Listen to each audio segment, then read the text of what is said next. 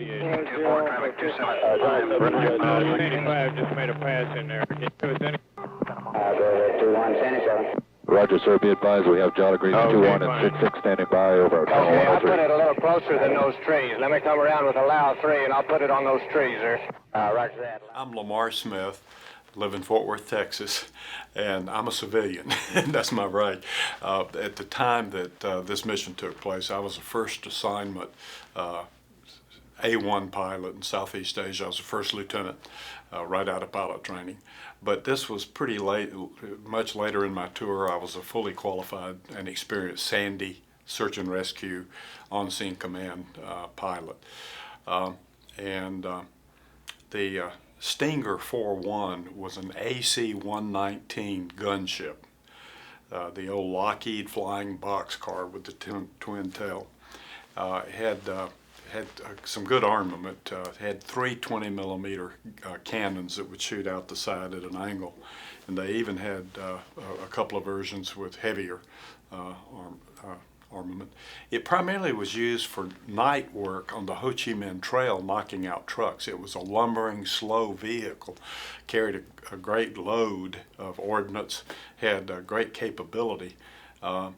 But it was very vulnerable to ground fire if the bad guys could see it, and that's why it flew at night. In May of 1972, the North Vietnamese mounted a traditional military invasion of the South, and they were coming south with tanks and foot soldiers and artillery, and they were coming in for us in a conventional way. That was different. They'd only tried that one other time back in '68 in the Ashaw Valley and up in MR1, just south of the DMZ, and we handed them their head. They really lost big at that time. But this is later in the war. We had turned over the ground fighting to the South Vietnamese Army. They weren't doing that well, so we had upped the air support, the U.S. air support from the various services, artillery, naval artillery. We were helping them all that we possibly could. So from an Air Force perspective, and Navy and the air services, it was one of the hottest times in the war.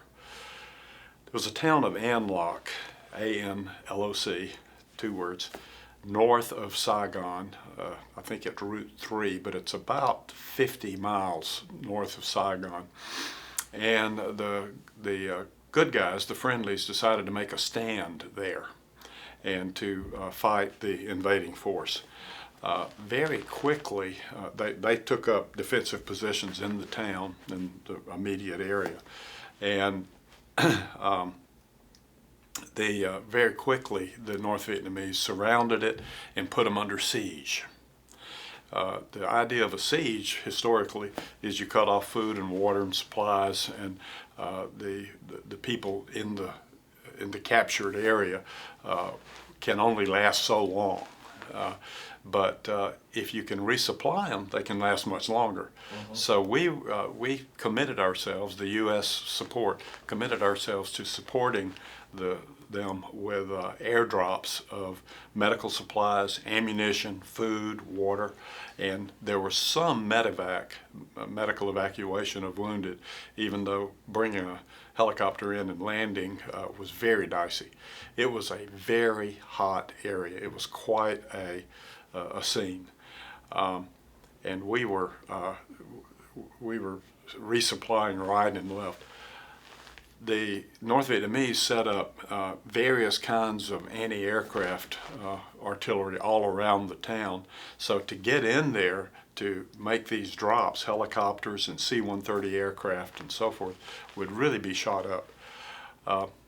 In the A-1, we would be assigned a forward operating location near the action, wherever shoot downs were likely to happen. We would put a couple of Sandys on alert, 15-minute ground alert or airborne alert, so that they were on a really hot day. You would be in the area. We had lots of fuel and we could stay airborne a long time. So I was sitting alert at Benoit, which is a Army and Air Base just north of Saigon, north side of Saigon, which is now called Ho Chi Minh City, and had a wingman, so there were 2 A-1s there. And during the day, we were on 15-minute ground alert. We would cock the airplanes on ready for takeoff in the morning. About sunup, we would be ready to go. And I've heard the term cock the aircraft. Uh-huh. Could you go into that just a little bit? Sure. And just explain what that means. What did you have to go through to cock the aircraft? Well, it's like cocking a pistol, ready to fire, so to speak. That's where the term comes from. We would first of all, we would brief. We would get a briefing from intelligence as to what was going on there, what the threats were, what the actions were, anything new that we needed to know about. We'd get a weather look. We would make sure our maps and charts were up to speed. Then we would get our equipment, our helmet, our survival vest, our body harness, and our map case, and we'd go out to the airplanes and we would pre-flight the airplanes, go through the pre-flight inspection and check right up to engine start. We would put our map case in there, we'd leave our helmet in the airplane, we'd take it right up to engine start, we'd leave everything set up so that if the call came, we would go immediately to the airplanes by the quickest route and get in and just get geared up and crank up and go.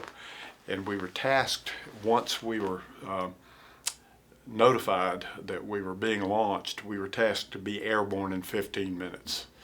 So we would cock the airplane so that we could meet that requirement.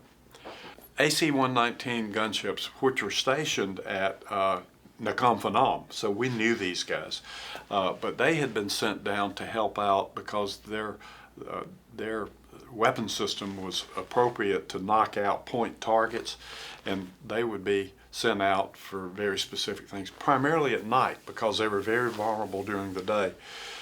But they were sent on a day mission, and these guys knew the risk. They knew that there was going to be a real good chance of taking a lot of battle damage. It's hard to explain to anybody who wasn't there just how active this area was.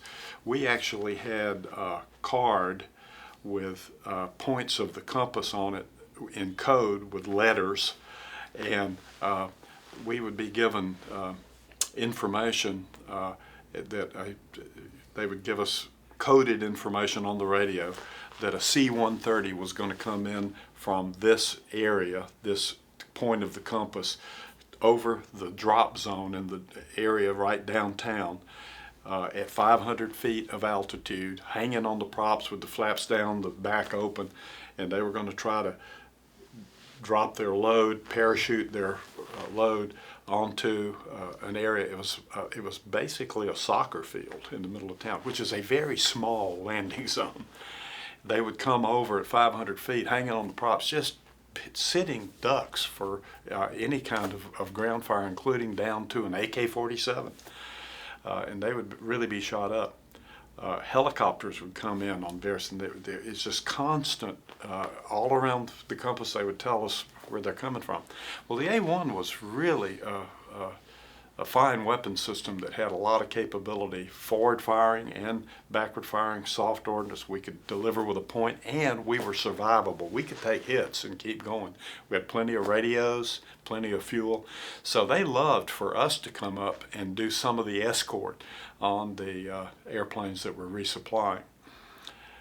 On this particular afternoon, I think it was May 2nd, 1972, Stinger had been sent up to knock out some pallets of ammunition that had fallen into enemy hands, or they were in the edge of the area, and the enemy was probably going to be able to get it. And with their 20-minute cannons, they could go up there and they could blow up that information. It would not information, that ordnance, and it would not fall into enemy hands. But they got shot down. 23 millimeter hit their right engine. the airplane had the old recip engines that it originally had, and they had retrofitted 2 jet engines on the old bird. So he had 2 GE J85 jet engines and 2 recip engines. Both engines on the right side were knocked out. Great big fire, all kinds of problems. And this started at about 4,000 feet of altitude. It's a crew of 10 on the bird, and he turned west, which was the immediate safe area, the closest, safest area, the least infiltrated by the enemy, least controlled by the enemy. So he headed west. He was working with a Sundog FAC, Sundog call sign. It was an O2 FAC, forward air controller, very experienced guy. And he had been working with the Stinger 4-1 to put the strike in, and he followed them. And the pilot in command, a gentleman named Terrence Courtney, a senior captain, a hero, was at his post with his co-pilot, and the 2 of them were having to hold the yoke actually all the way over to the left side and all the rudder they could put in to just maintain level flight, even though they didn't have enough thrust, enough power on the 2 engines on the left to maintain level flight. They were in a slow descent. And when they got down, my impression is around 1,500 feet, he realized that the airplane was going to go down, and he ordered the crew to bail out. They had already hooked up their chutes, and the crew started bailing out the ramp at the back, and 7 of them made it out. Terrence Courtney knew he was a dead man. If he had released the yoke and the rudder to run and jump out, the airplane would immediately tilt over, and he wouldn't make it, nor anybody else on the airplane. He knew.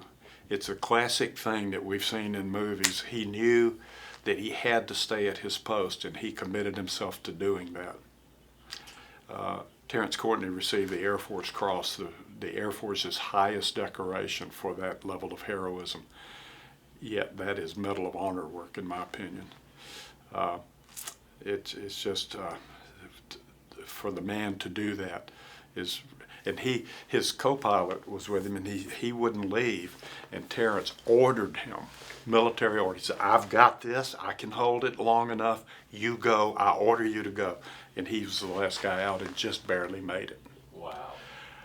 So 7 of them made it out. Terrence Courtney, 2 others did not, and Terrence did not make it. 7 made it out, and they were all over the jungle. This is it's not heavy jungle. It's kind of a flat area, and there are high trees in the area, even though it's not the brush underneath is not impenetrable. People can move around, and it's a pretty flat area. But the bad guys were all through the area. There was not artillery and tanks and so forth out there, but there were a lot of foot soldiers. We were launched off, my wingman and I were launched off of Alert at Benoit. It's about a 35 or 40 minute ride up. 2 Jolly Green helicopters were launched out of Tan Son Nhut, which was nearby in Saigon. They were down from Kadena, and the war was heated up, so they had brought in extra Jolly Greens, and these were the smaller Jolly Greens, the HH-3 helicopters, not the HH-53, the big ones. Still a very capable machine. So the 2 Jollies are going up, and I'm talking to the Jollies, telling them what I know, what we're going to get, what we need to get ready to do. It was on the order of 4 o'clock in the afternoon.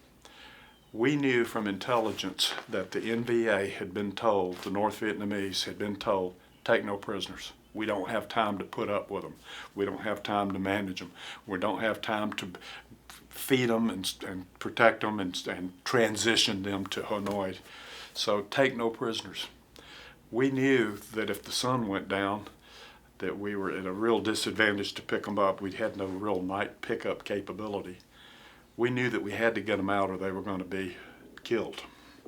and that's what we were talking to the Jollies about how we're going to, and we've got 7 on the ground. That's a huge number of people. It's a big for number. Search and rescue. It's a big number. Each one is going to take several minutes, and it all needs to be very coordinated, etc. My wingman and I. Oh, and I was also talking to the Sundog Fack. He did marvelous work, and he had actually, as they bailed out, he took his grease pencil on the inside of his canopy. There was a stream that was sort of went through the area, and it had curves in it, and he drew a facsimile of that stream with its curvatures so that he could tell what was what, and he X'd where the crew were where the parachutes were. Wow. And so when I got to the area, he quickly briefed me. I assumed on-scene command. I put my wingman high. Now the shoulder-fired missile the communists had brought in was hot. It's called the Strela or the Grail, and it was a shoulder-fired. It was like the Army Red-Eye missile. It was heat-seeking, and when they introduced that a few weeks earlier, they shot down 5 of our A-1s the first 24 hours. It was an effective weapon, and we immediately adapted tactics to be able to deal with it. And one of the tactics, I put my wingman high so that he could see. One of the things about the Strela missile, it was solid fuel, and if they fired it, it would leave a smoke trail. And you would see that. You could see it fire, and you'd see the smoke trail, and you could see exactly where it came from. So when we were in an area where there was likely to be that kind of opportunity, we would put somebody high watching, and if he saw one, he would call it, and everybody would turn hard, descend, and if it was an A-1, we had 20-millimeter cannons. You could pick out, okay, there's a Strela fire. Where's the smoke? And you'd see the smoke, and it came right out of the jungle. We would go in with 20-millimeter cannon fire and go across with CBU, and we would kill the guys that shot it. Pretty soon they quit shooting at the A-1s. Did you have an incident where you actually were fired upon and you saw that? Oh yeah. Oh my goodness. Yeah, it was common.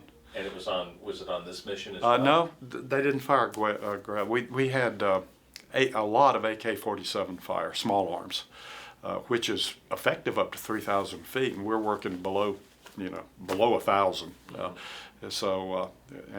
and lower. Anyway, it was quite a tactical, vexing challenge to move as quickly as we needed to move with everything on the line for these guys' lives. There was an Army command helicopter. A general officer had his helicopter out in the area, and when he heard all this going on, he diverted his pilot, and they went over, and they grabbed one of the first guys that bailed out. They threw a rope down, and he tied it around him, and they took off. He was dangling 100 feet below the chopper, and they went to a fire base some 20 or 30 miles away, a safe place, and very gently let him down, and they got together. So now I've got 6 on the ground. Oh, and he was going to go back and get more, but they took so much ground fire on that helicopter that he didn't go back. So there we are. So the mission unfolded, and just a kind of an interesting aside, I happened to be flying tail number 738 on that day. Did you really? Yeah, the Proud American. Please tell people, you've got to tell them what the Proud American is and the heritage with that aircraft. You bet.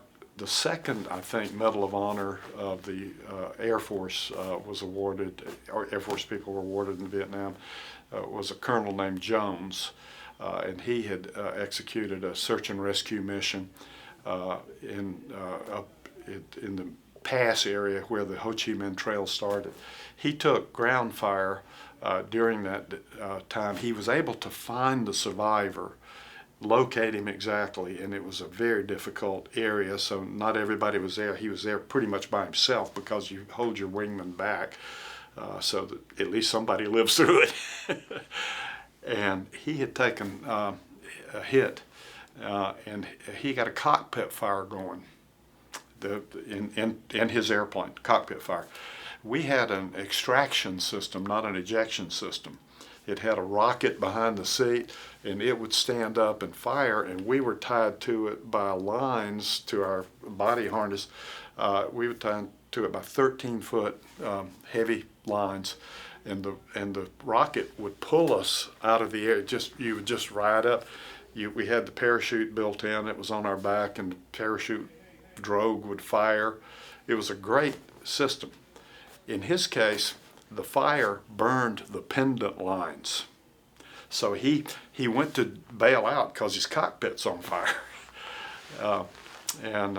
That's a pilot's biggest fear, is burning. You don't want to burn. So he pulled the handle, and the rocket fired, and he's still sitting there. So he did what he could to get the fire under control. You dump your hydraulic pressure and do other things. But he was badly burned in the process, but the airplane kept flying, and he went back to the base. He turned the mission over to someone else, and he went back to the base and landed.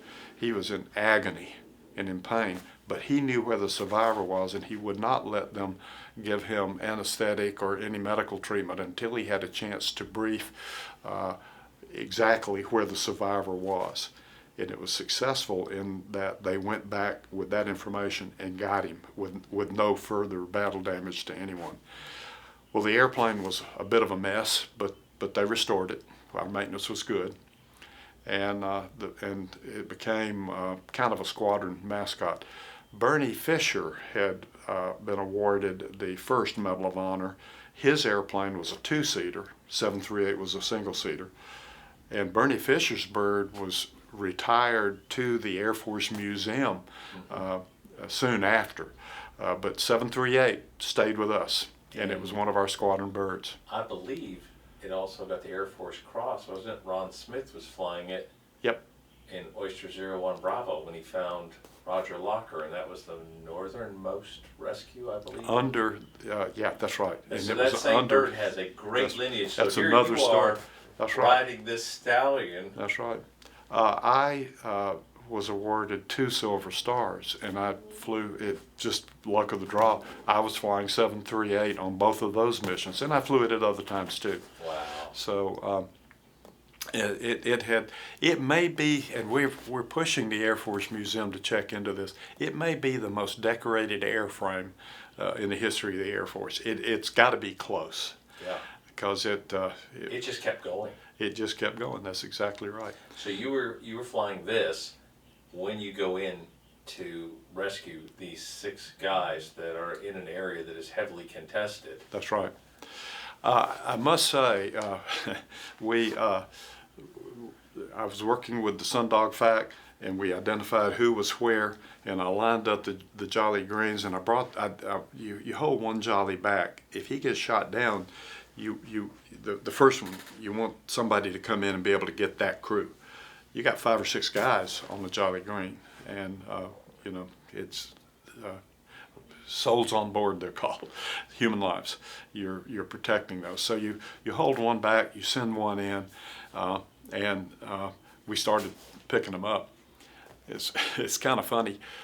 One of the tactics we would use in Sandy's, the A-1 was a Navy bird, and you could open the canopy and it would slide back on the rails. It didn't open up, that the air drag would not allow that, but it would just unhook a little bit, it would slide back on rails. You could fly in that airplane with the canopy open. We would do that because if you were very low, 500 feet or so, and they were firing at you with AK-47s, you could hear the rounds, and you could see the muzzle flashes under many conditions. So I needed to know where the bad guys were relative to our parachutes. I needed to protect our survivors from being picked up by the bad guys. And I had the ordnance, all kinds of options in that regard to dissuade ground forces from moving close to our guys. So I was trolling for ground fire. That's what we called it. I opened the canopy. Also, we were cavalier a little bit, and we all had scarves Mine was 12 feet long and it was yellow. My flight colors were yellow, my organization within the squadron, and I had it tied here. So I had it out, and I thought that would probably, that's kind of, sending a signal to the bad guys, hey, you're not bothering me, I'm Cavalier.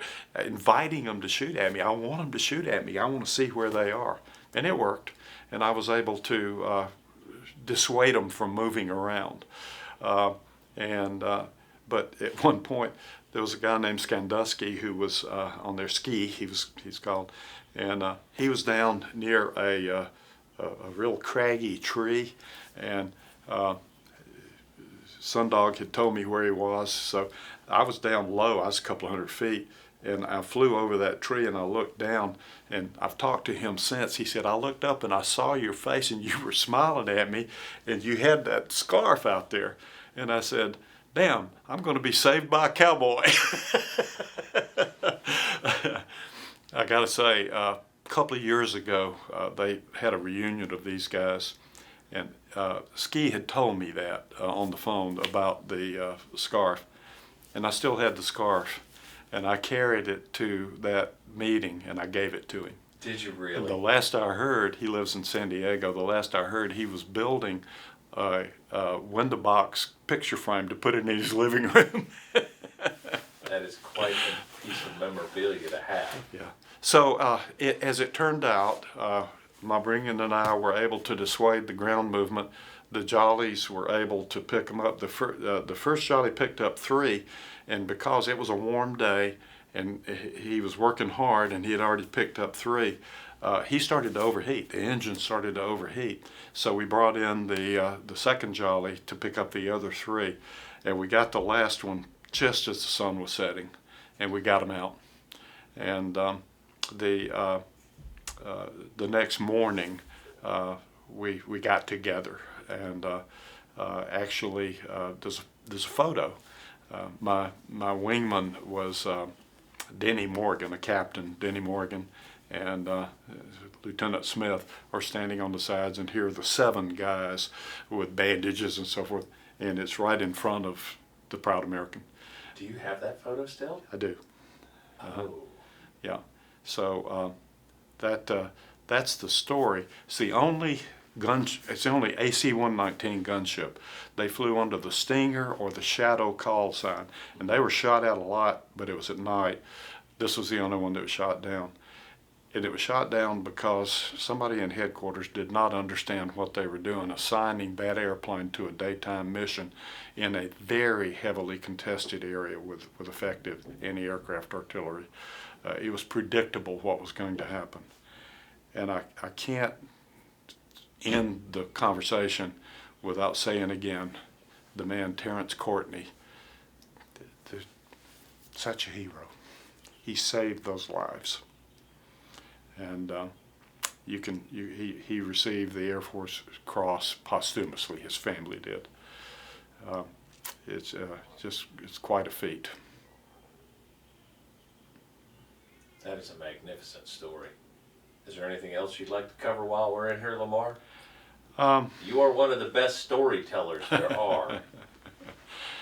Some of it's true. I like that. And some of it's even true. It was. The Vietnam War was at that point very unpopular at home, and there was a lot of controversy and so forth. The military closed ranks and to protect itself.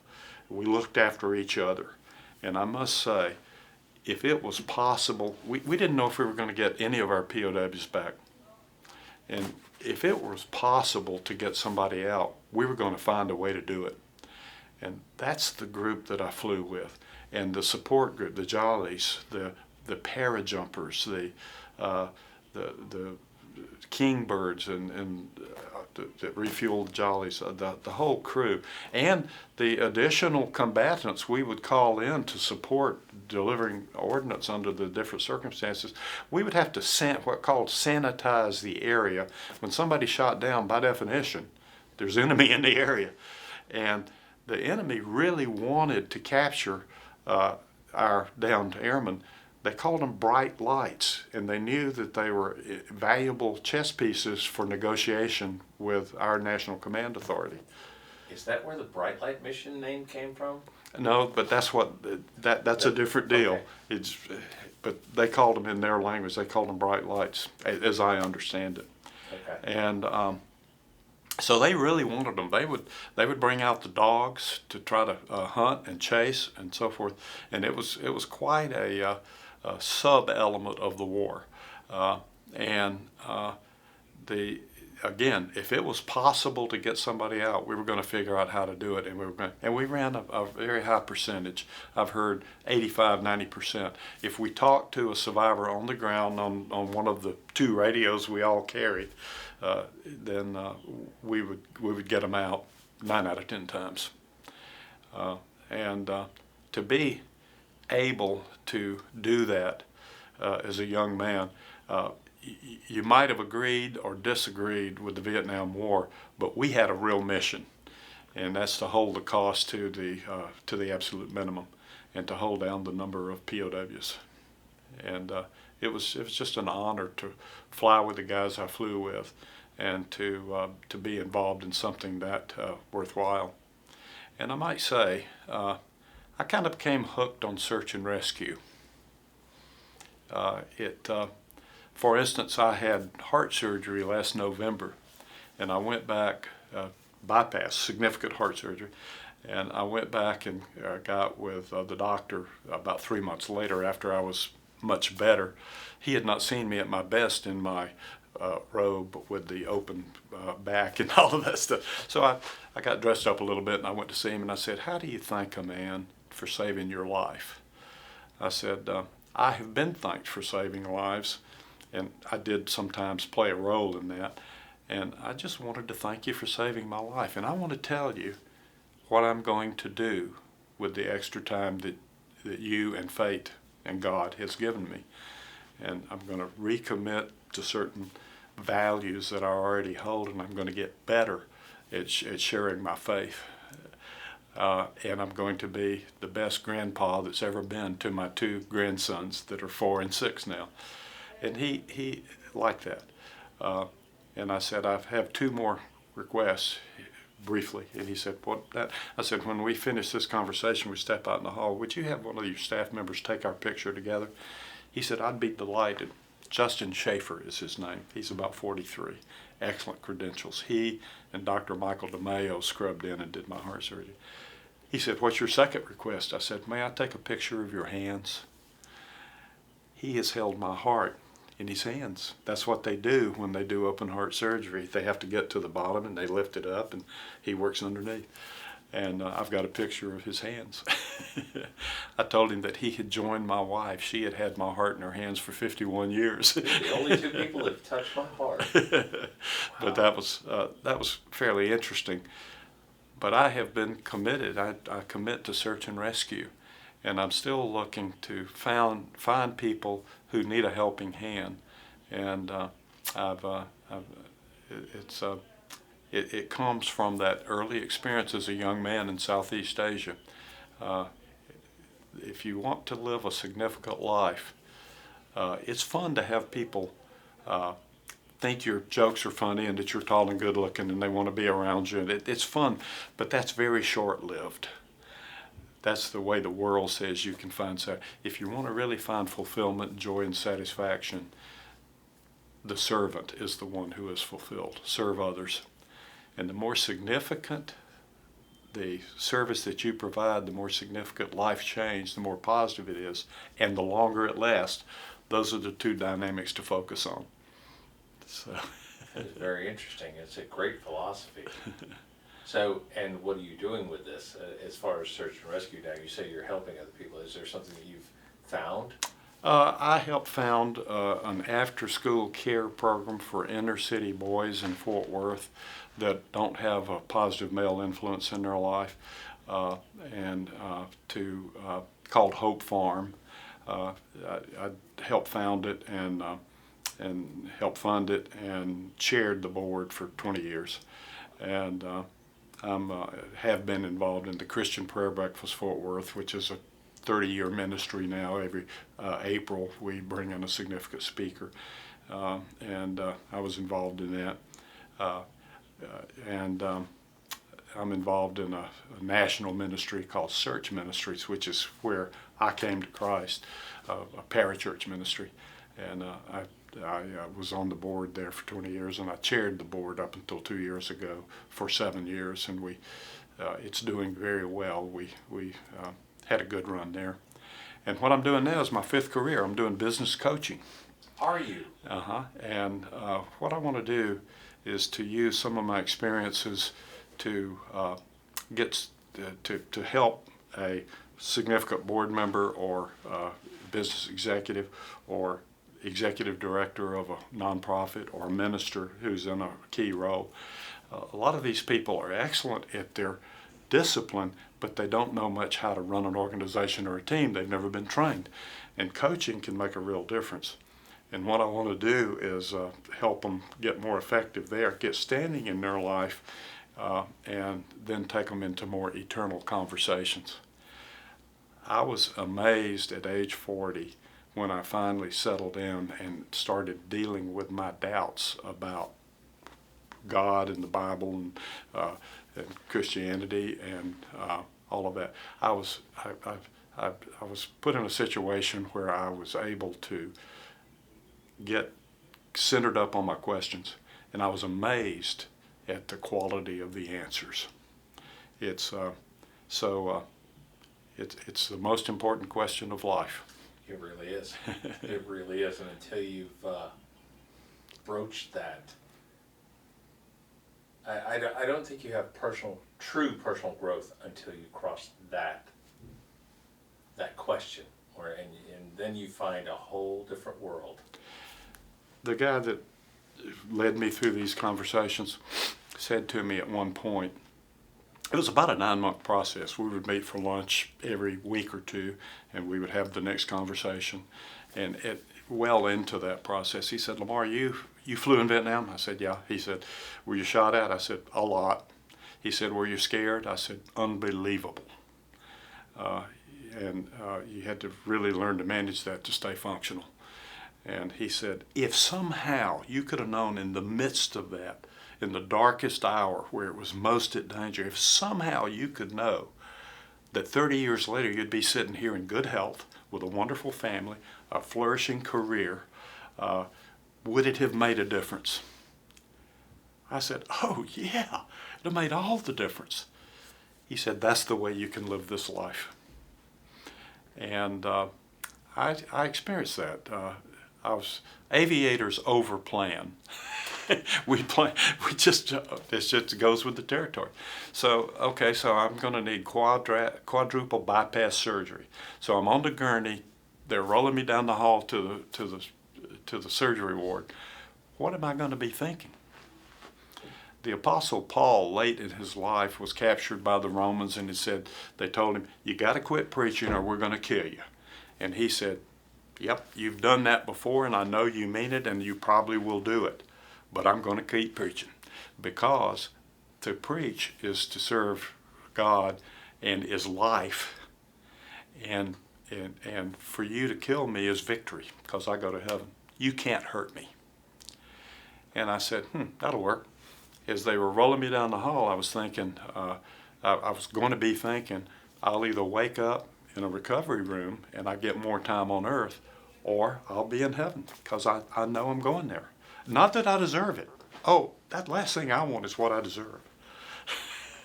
So, but because of grace and mercy, I would have woken up in heaven had I not made it. And it just makes all the difference. You find a whole new calmness. Yeah, that's right. If he is for me, who can be against me? What a brilliant way to end this. Yes. That's a great quote. You started with a brilliant quote, ended with a great quote. That's 2 in a row. That's awesome. Is there anything else you'd like to do? I want to thank you for what you do for us. You help us tell our stories. Past generations, World War I, World War II vets were criticized or at least observed as reluctant to talk about And I don't know what really different about our generation, but it seems to many of us in this generation that we've had these experiences. America is a very special country, and it will always have enemies. We're the nation most on the mind of the rest of the world. Either they hate us and want to kill us, or they want to come here. And we need to realize we must be ready to protect ourselves if we're going to survive. I got a real question in my mind: can a democracy long survive? But nevertheless,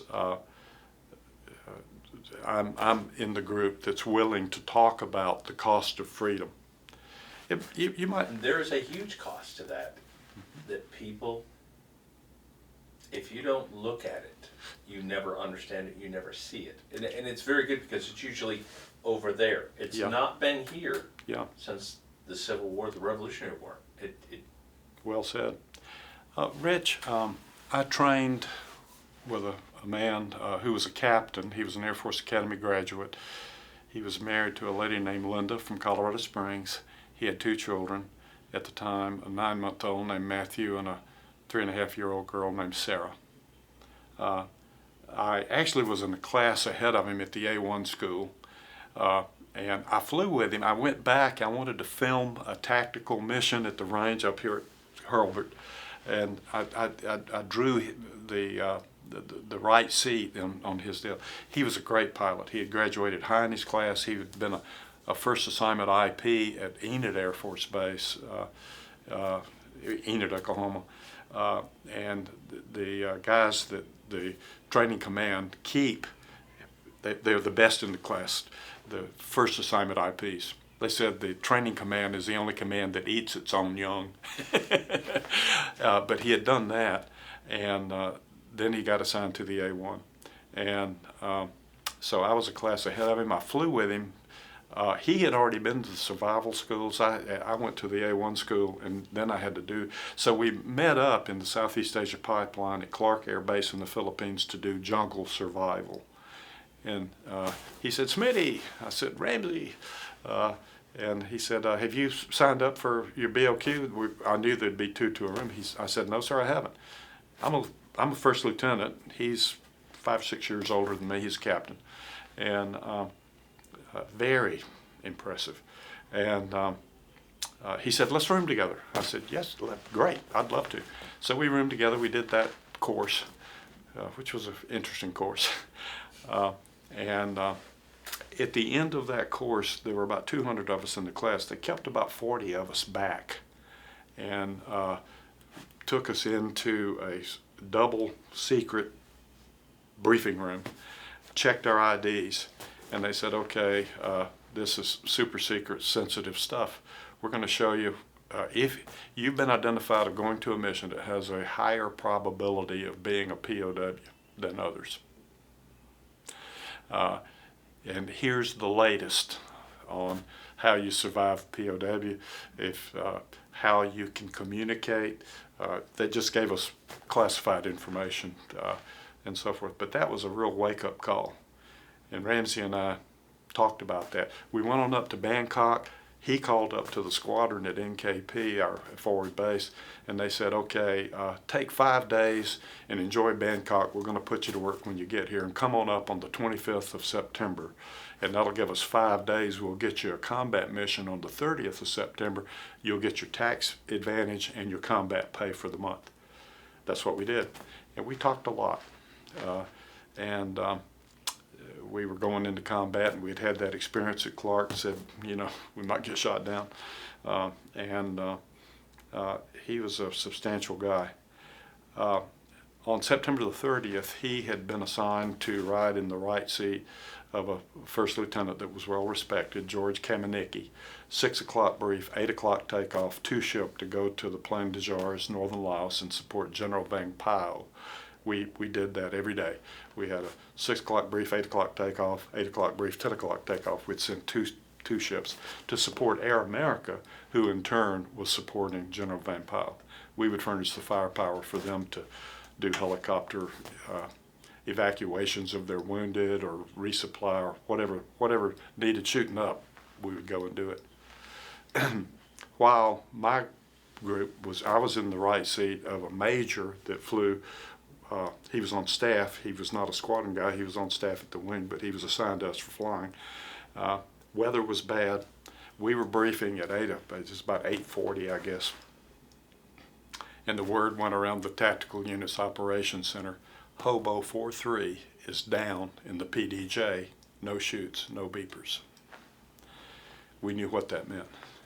Everybody said, who's Hobo 43? Well, I'm the new guy, but I had just gone down to the clipboard and signed out. I went down to the clipboard and I looked. Hobo 43 was Kamenicki and Vincent. My roommate was dead, and I knew it.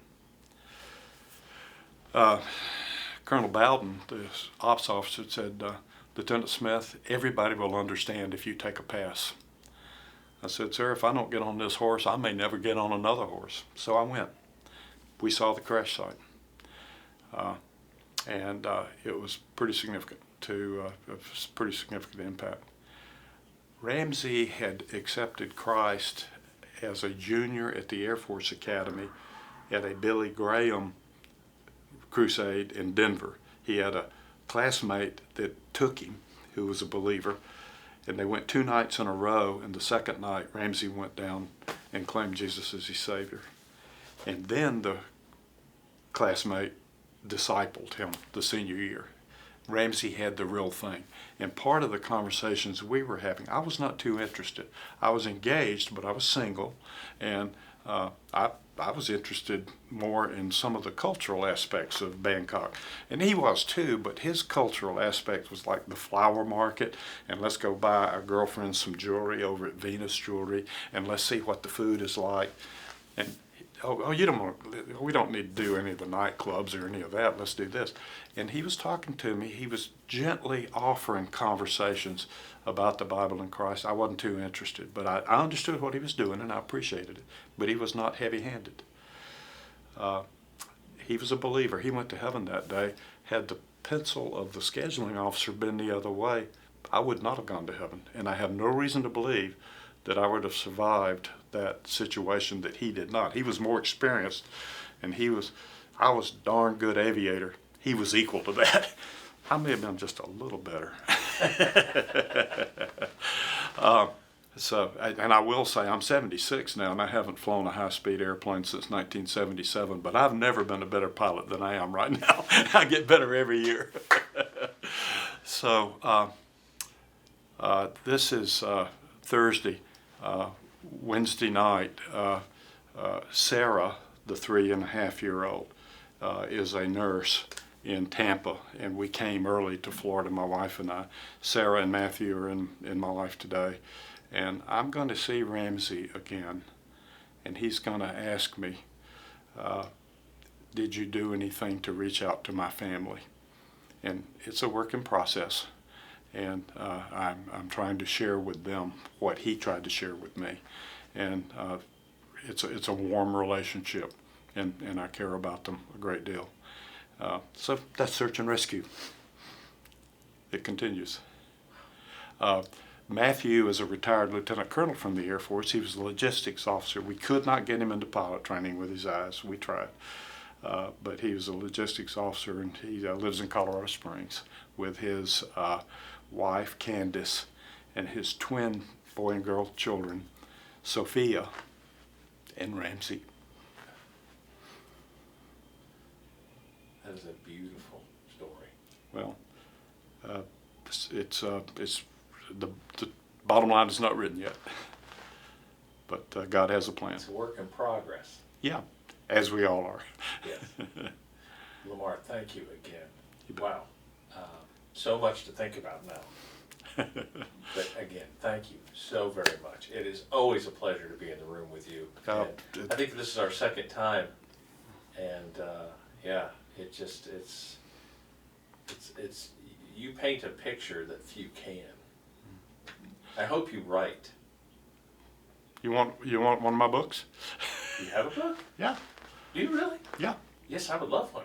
There's more to life than the corner office. After I left the corner office at age 60, I needed something to do, so I wrote a little parable. No, I would love that. An old guy mentoring a young guy. And no matter how the young guy tried to move, the old guy was a little ahead of him. And then I've got another one coming out pretty soon, which is it's not a fiction. It's a nonfiction. It's the game is changing. It started out, the game is changing, and we've inserted always. The game is always changing. And it's got a 4-ship of F-35s on the front. Oh, wow. And one of them is breaking out. Okay. Yeah, I cannot wait to see that. Yeah, it's in galley right now, but it'll be published pretty soon. Change is the dominant factor of our time. We've got more change that comes faster than any time in human history, and we ain't seen nothing yet. With AI and quantum computing, it's about to get. That's where I live in my business, and I constantly wonder, am I going to be able to keep up? And I can't guarantee that I am, because it is moving so fast. It can be tempting to think, to be able to manage it, I've got to figure out what the change is going to be. Well, that's a fool's game. You know, when the Berlin Wall came down, the United States was spending billions of dollars for intelligence, all kinds of effort to determine the status of things, and nobody saw it coming. 6 months later, it comes down. Yep. Change is upon us. Yep. We don't know where the Chinese are with quantum computing and AI. They may be way ahead of us, and Yep. So I tell people, when it comes to technology, I'll have clients that say, I want to be ahead of the wave. And I said, you cannot be ahead of the wave. The That's best right. you can hope for is to be on the backside of it and riding it in. Well, here's the message of my book. You can get ready to get a head start when the change comes by conditioning yourself with patterns of thinking, structures in your mind already that the new evidence fits into, and it shows you where to go, how to go, and so forth. Oh, I can't wait to read that. When I was in pilot training, we were getting ready to go in T-37, which has an ejection seat, where my class was in the classroom, and the instructor talked to us about the ejection seat in the T-37, its parameters and how it worked, and the vector of the airplane, and how it all came together with physics and science and vectors and so forth. And so he gets through with all of that, and it's all up on the board, and he says, Wilson, here's the question. When do you make the decision to eject? And Wilson said, before you get to those parameters, those minimum, he says, you're dead. Smith, what about you? Well, I'm a savvy guy, so I added 10%. I said, 10% before that. And he said, you're dead. And he went around, and none of us got it right. And he said, okay, when do you make the decision to eject? Sitting here in this classroom today, in the light of day, without any heat on you. You decide that when the conditions are, the predetermined conditions are met, your response is automatic. You're guided by principle. You see what the parameters are. When you see you're approaching those, you say, I'm going to have to eject. You reach down, pull the handles, and squeeze the triggers. If you delay, you're going to die. Split seconds count at that point. And I said to myself, that makes sense. So I committed myself to not second guessing myself. A pilot in the cockpit, it's a womb. You're comfortable there. You've got your oxygen and everything you're familiar with, and you're safe, and everything's good. You're reluctant to reject that. But if you are ready, when the time comes, you won't delay. Did you ever have to eject? I never did. I should have. One time. I came close once to it, and it was on landing. Ejection would have worked, but anyway, I was able to hang on. But my point is that is a principle that if you can precondition yourself, and you can, and Stephen Covey in his 7 Habits talked about principle-centered living. I try to get life lessons as they come by, and I reduce them to a little battle cry. And one of them is small correction early. if you know where you're going and how you're going to get there, you get really specific with that planning. The moment you deviate, and deviations always occur, you know it early and you can make a small correction. You don't go very far off the track at all. Small correction early. That's just one of my battle cries. So you want to pay attention that way.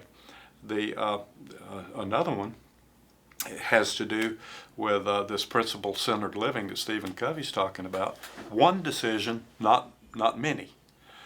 I want to be financially independent, so I'm going to put money aside consistently toward that end. Okay, so how do I do that? Well, when do I have money? Payday. Okay, so I'm going to set up an automatic bank draft or a military government allotment to put money in savings every payday, and I'm going to live on the rest. Mm-hmm. That's one decision. I set it up automatic, one decision, not many. I don't make a decision every month. Well, am I going to save this month or not? One decision, not many. And that came from that ejection seat training. And this is the kind of thing I'm talking about. You precondition yourself so that as change comes, you're ready for it and you get a head start.